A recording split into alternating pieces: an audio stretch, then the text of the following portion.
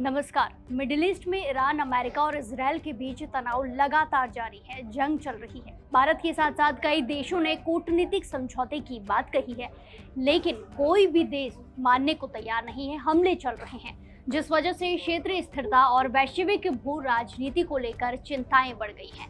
ऐसे चलिए जानते हैं कि भारत के इन दोनों देशों के साथ किस तरह के संबंध हैं, वित्त संबंध हैं, और क्या भारत ने ईरान या इजरायल को ज्यादा कर्ज दिया है या फिर असली कहानी कुछ और ही है। भारत के साथ ईरान का रिश्ता। सबसे पहले बात करते हैं ईरान के साथ भारत का रिश्ता कैसा है। भारत और ईरान का रिश्ता कर्ज से ज्यादा तेल और व्यापार पर आधारित रहा है, और एक समय ऐसा था जब भारत पर ईरान का लगभग 6 अरब डॉलर का बकाया था, जो तेल आयात के भुगतान में दिक्कतों की वजह से जमा हुआ था। हालांकि ये कर्ज भारत ने धीरे धीरे चुका दिया। साथ ही भारत ने ईरान में जौहर पोर्ट जैसे बड़े प्रोजेक्ट में इन्वेस्ट किया, जहां करीब 500 मिलियन डॉलर का वादा किया गया, जिसमें 150 मिलियन डॉलर की लाइन ऑफ क्रेडिट शामिल है।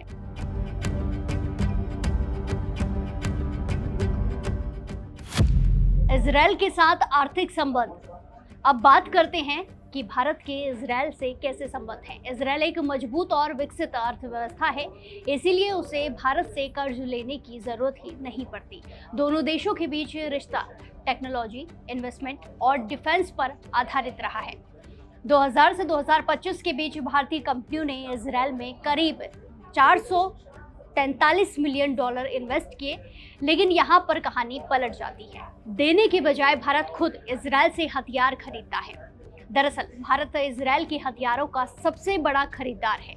इजरायल के कुल रक्षा निर्यात में भारत की हिस्सेदारी लगभग 34% है, यानी पैसा भारत से इजरायल की तरफ जाता है, उल्टा नहीं। अगर सीधा जवाब दें तो इजरायल पर भारत का कोई कर्ज नहीं है, बल्कि भारत पर पहले ईरान का बकाया था जो चुका दिया गया है। इसीलिए असली तस्वीर यह है कि भारत कर्ज देने वाला नहीं, बल्कि ट्रेड और स्ट्रेटेजिक पार्टनर के रूप में काम करता है।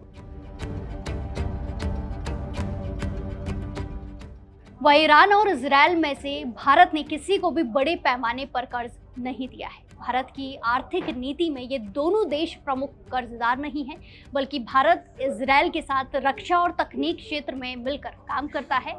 यानी साफ समझे तो भारत की आर्थिकी की बात सिर्फ कर्ज लेने की नहीं, संतुलन रणनीति की भी है। उधार लेकर विकास की तरफ आगे बढ़ना और साथ ही दुनिया की मदद करना, यही भारत की पहचान है। फिलहाल के लिए इतना ही। बाकी तमाम देश और दुनिया की अपडेट्स के लिए जुड़े रहिए हमारे साथ। नमस्कार।